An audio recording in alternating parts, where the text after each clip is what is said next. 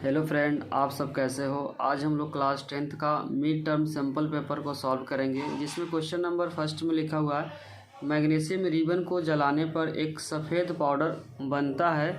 एक छात्र ने इसकी प्रकृति का परीक्षण करने के लिए इसे पानी के साथ मिलाकर लाल लिटमस पेपर का इस्तेमाल किया है। अपना परीक्षण लिखिए। इसका आंसर होगा बच्चों, मैग्नीशियम रिबन को जलाने पर मैग्नीशियम ऑक्साइड बनता है जो क्षारीय होता है, जो लाल लिटमस पेपर को नीला कर देता है। इसमें ध्यान रखना है बच्चों कि जब भी मैग्नीशियम रिबन को जलाते हैं तो इसमें प्रोड्यूस जो होता है मैग्नीशियम ऑक्साइड होता है।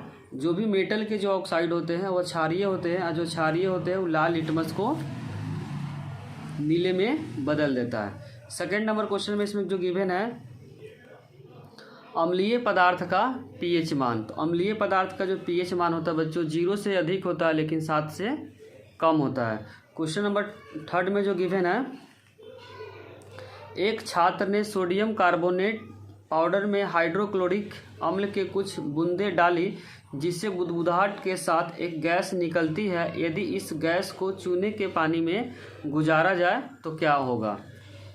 इसका आंसर होगा बच्चों, जब सोडियम कार्बोनेट को हाइड्रोक्लोरिक के साथ जो रिएक्शन कराते हैं तो रिएक्शन के बाद जो प्रोडक्ट बनता है उसका नाम है NaCl, जिसका नाम है सोडियम क्लोराइड प्लस वाटर और प्लस कार्बन डाइऑक्साइड। तो कार्बन डाइऑक्साइड गैस यहाँ से क्या करती है, निकलती है।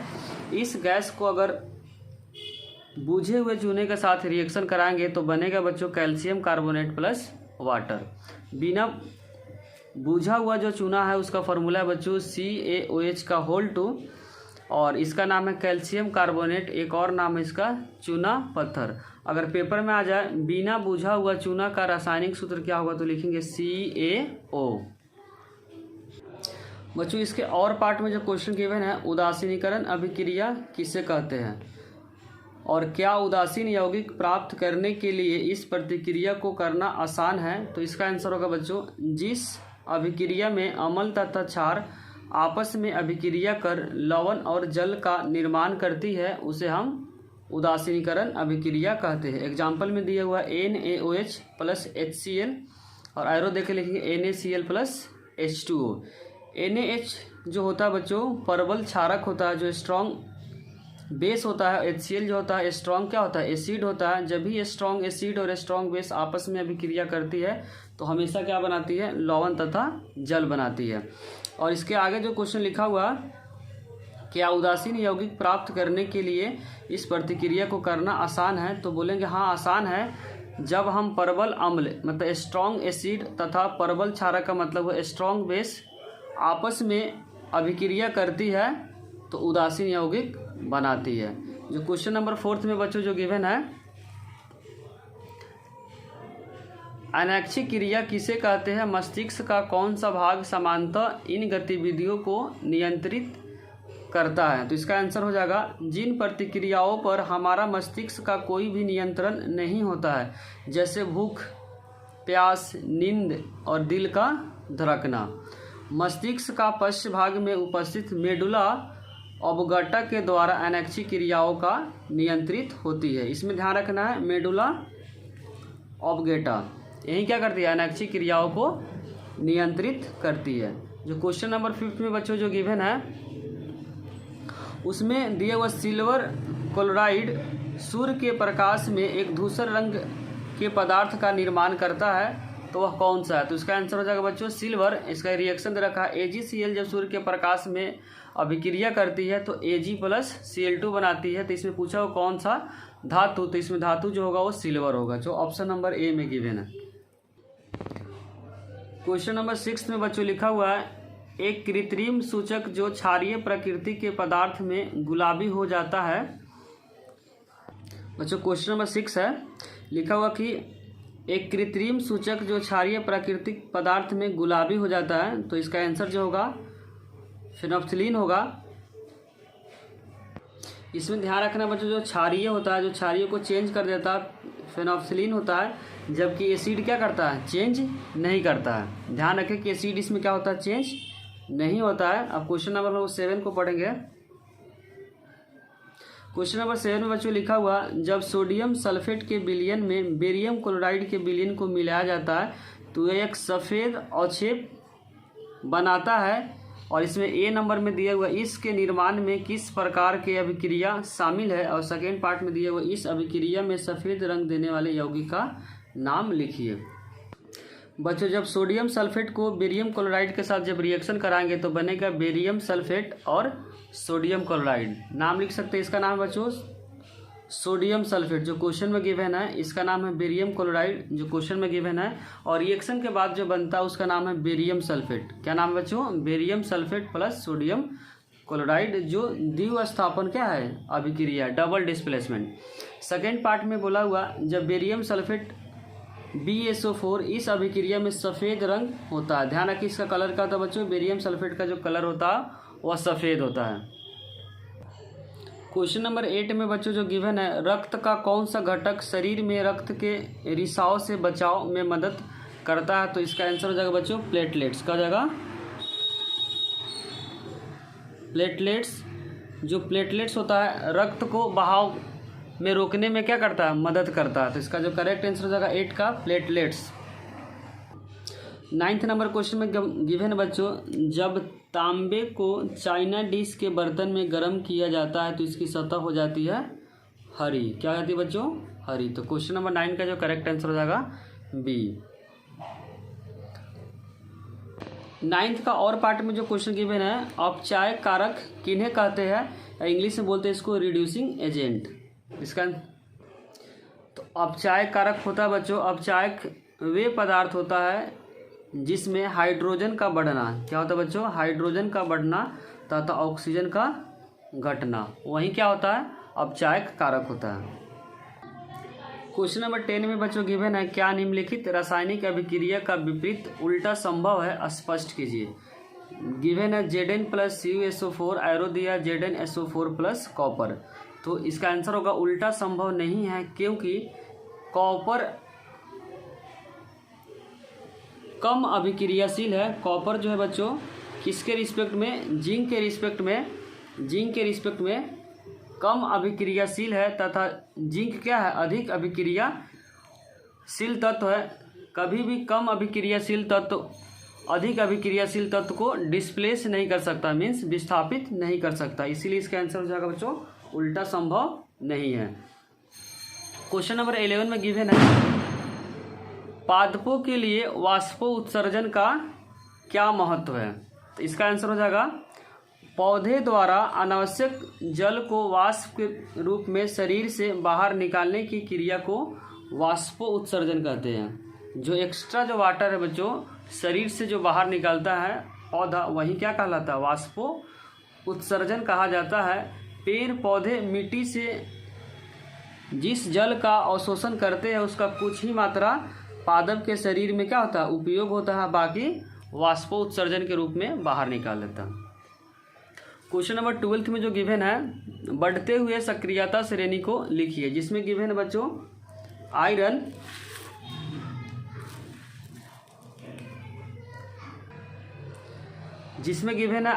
Magnesium, aluminium, zinc, calcium. तो इसमें हम लोग पढ़े थे काशीनाथ का माली आलू जरा फीके पकाना। जब उसके अकॉर्डिंग करेंगे तो जो सबसे इसमें बोला हुआ है बढ़ते क्रम में, तो सबसे जो छोटे नंबर पर आएगा बच्चों आयरन आएगा।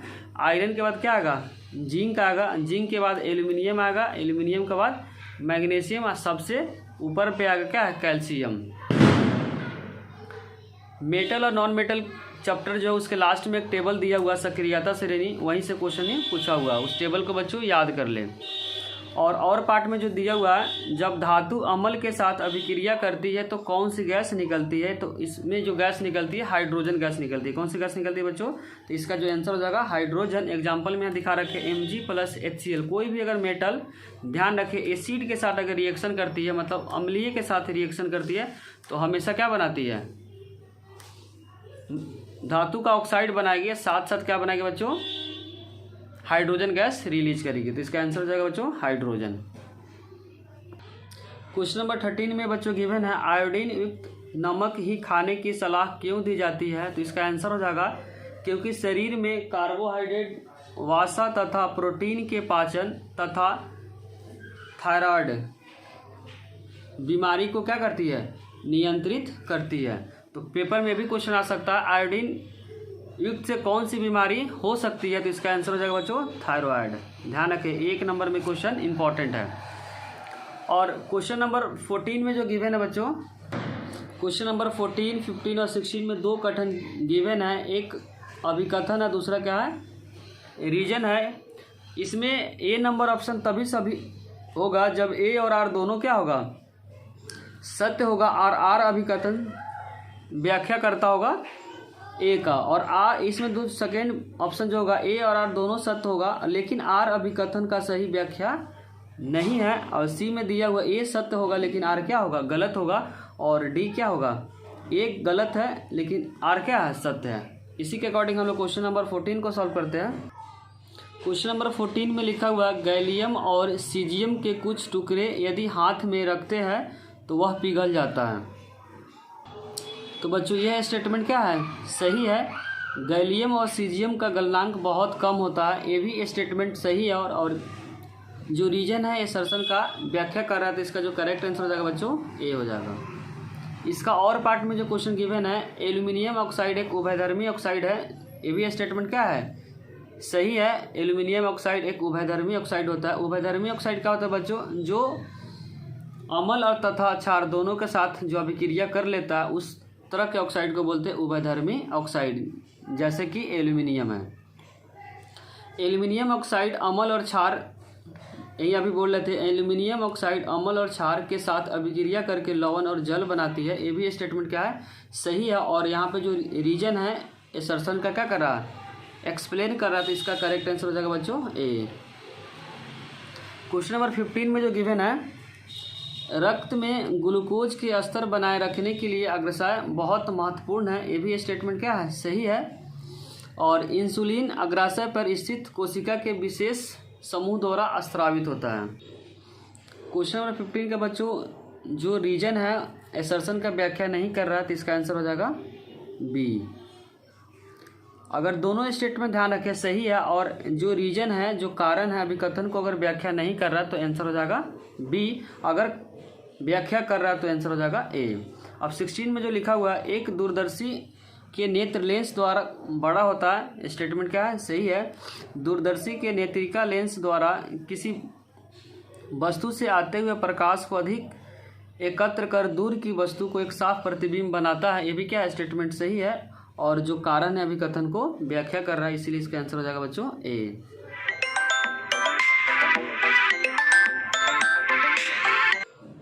बच्चों लिखा हुआ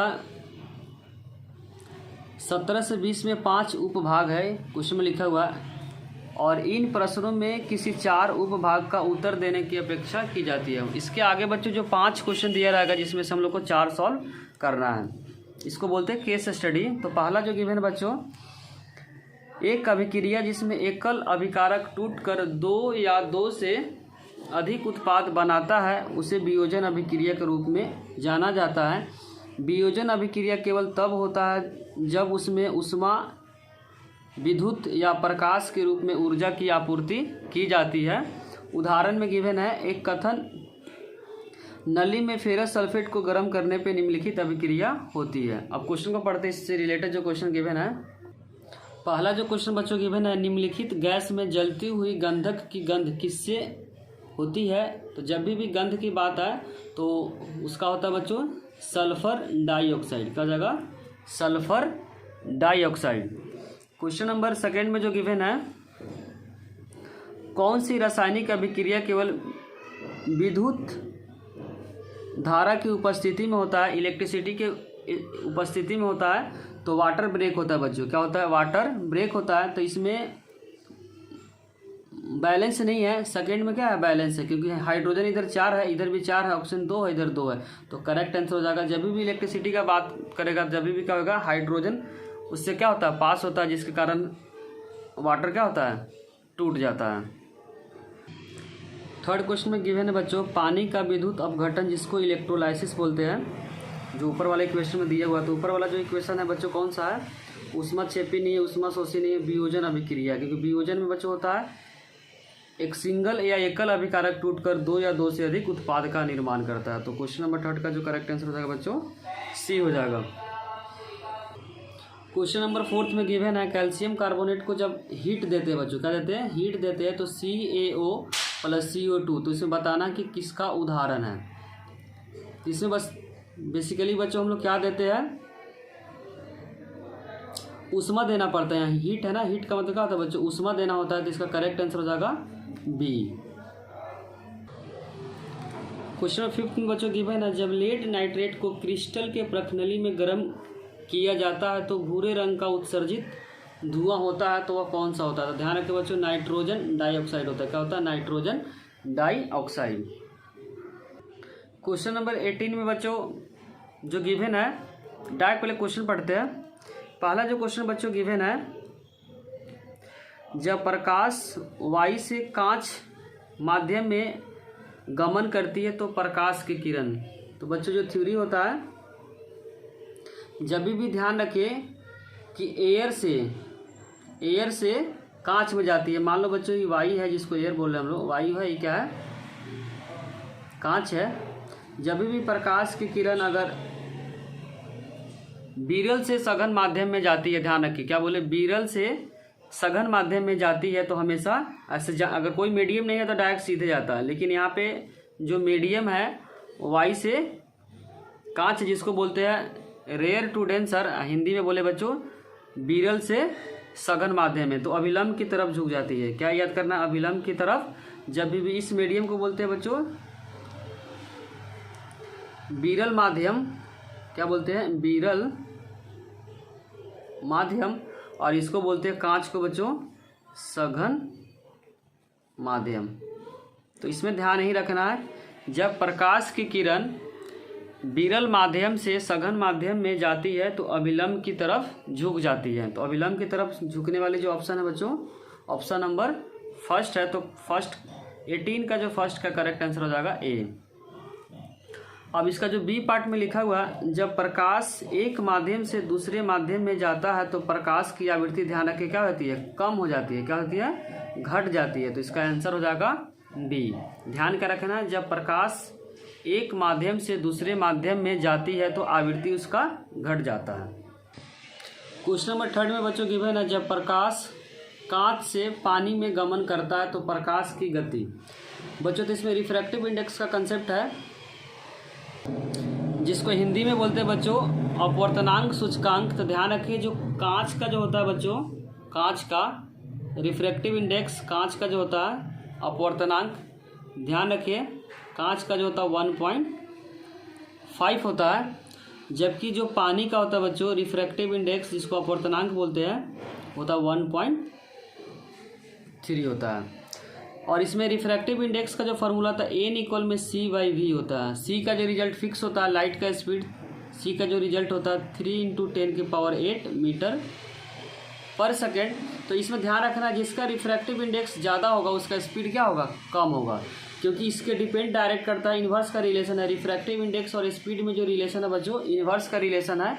इसीलिए यहाँ कांच का जो रिफ्रैक्टिव इंडेक्स है ज़्यादा है और पानी का क्या है, रिफ्रैक्टिव इंडेक्स कम है। तो जिसका रिफ्रैक्टिव इंडेक्स कम होगा उसका स्पीड क्या हो जाएगा, ज़्यादा होगा। तो यहाँ पे स्पीड क्या हो जाएगा, रिफ्रैक्टिव इंडेक्स ज़्यादा है तो स्पीड क्या होगा, इसमें कम होगा। जिसमें रिफ्रैक्टिव इंडेक्स कम होगा उसमें स्पीड क्या होगा, ज़्यादा होगा, क्योंकि इन्वर्स का रिलेशन है, उल्टा का रिलेशन है। तो यहाँ पे स्पीड क्या हो जाएगा, बढ़ जाएगा। तो 3 का जो करेक्ट आंसर हो जाएगा ए हो जाएगा। क्वेश्चन नंबर 4 में जो गिवन है, प्रकाश की किरण माध्यम ए से दूसरे माध्यम बी में गमन करती है लेकिन यह किधर भी नहीं मुड़ती है, तो प्रकाश की किरण माध्यम बी पर कितने डिग्री का कोण बनाएगी, तो 90 डिग्री का कोण बनाएगी बच्चों। कितने कोण बनाएंगे, 90 डिग्री का। क्वेश्चन नंबर 5 में जो गिवन है, प्रकाश की किरण विभिन्न माध्यम ए से डी माध्यम तक जाती है जैसे कि चित्र में दिखाया गया है, तो बताना है माध्यम में अपवर्तनांक के संबंध का सत्य क्या है। क्वेश्चन नंबर 5 का बच्चों जो आंसर हो जाएगा, बी का जो एंगल है, यहाँ पे ए का एंगल और जो बी का एंगल है बच्चों, तो बी का एंगल क्या है, ए से बड़ा है। तो करेक्ट आंसर हो जाएगा बच्चों यहाँ पे बी। अब हम लोग क्वेश्चन नंबर 19 को पढ़ेंगे। इसमें लिखा हुआ बेकिंग पाउडर का उपयोग केक के स्पंजी, ध्यान रखें, स्पंजी क्रिस्टल पकौड़े बनाने के लिए किया जाता है। इसको अंडरलाइन करें। बेकिंग सोडा को गर्म करने के लिए CO2 गैस उत्पन्न होता है, फिर भी इसे खाना पकाने के सीधे इस्तेमाल नहीं किया जाता क्योंकि वो स्वाद को थोड़ा कड़वा बना सकता है। बेकिंग पाउडर बनाने के लिए आमतौर पर दुर्बल खाद्य अम्ल बेकिंग सोडा के साथ मिलाया जाता है। गर्म करने पर NaHCO3 विघटित और CO2 उत्पन्न करता है, जिसमें ब्रेड और केक नरम और स्पंजी हो जाते हैं। दुर्बल खाद्य अम्ल कड़वे स्वाद को सोडियम टाइट्रेट बनाने के कारण दूर करने में मदद करता है। ये तो गिवन है। अब हम लोग इससे रिलेटेड क्वेश्चन को पढ़ते हैं। पहला क्वेश्चन जो दिया हुआ, सोडियम हाइड्रोजन कार्बोनेट किसका उपयोग कर उत्पादित किया जा सकता है? तो हम सोडियम क्लोराइड को भी कर सकते हैं, अमोनिया के साथ भी कर सकते हैं, कार्बन डाइऑक्साइड के भी साथ कर सकते हैं। तो इसका आंसर हो जाएगा बच्चों डी। अब लिखा है सोडियम हाइड्रोजन कार्बोनेट को गर्म करने पे निकलती है गैस।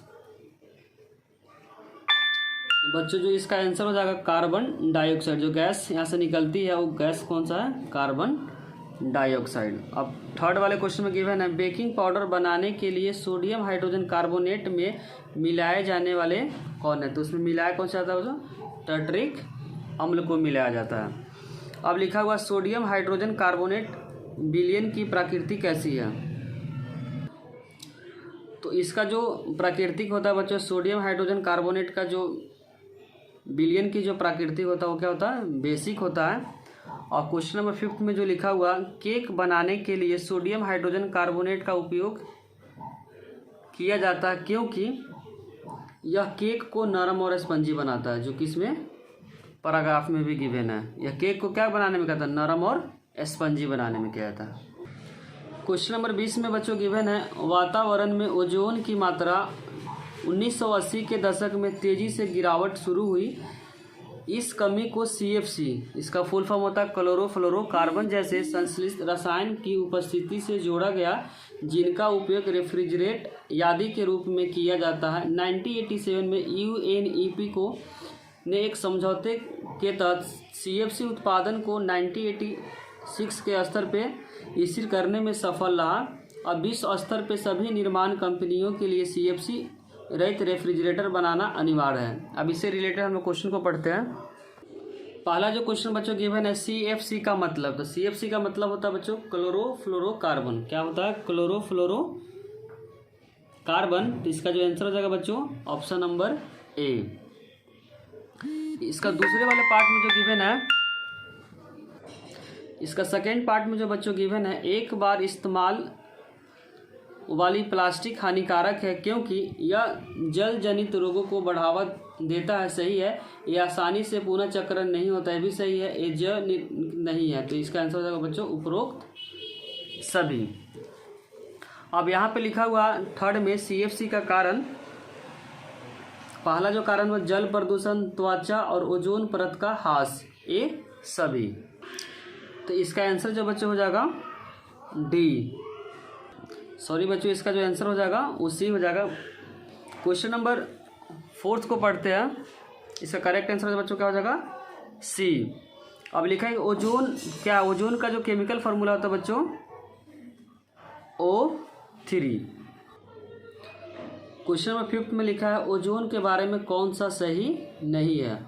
ओजोन एक जहरीली गैस है। ओजोन दूसरा लिखा यह रंगहीन गैस है। सही है। ये सूर्य की UV किरणों को खिलाफ पृथ्वी की सतह को ढाल प्रदान करती है, भी सही है। ये मनुष्य में त्वचा कैंसर के कारण बन सकता है। इसका जो करेक्ट आंसर हो जाएगा जो गलत है, यह एक जहरीली गैस नहीं है बच्चों। ओजोन जहरीली गैस नहीं है। CFC क्या है? एक जहरीली गैस है। यहाँ ओजोन के बारे में पूछा हुआ, तो इसका जो करेक्ट आंसर हो जाएगा ए हो जाएगा। बच्चों वीडियो अगर अच्छी लगी हो तो लाइक, कमेंट और सब्सक्राइब करना चैनल को न भूलें। Thank you.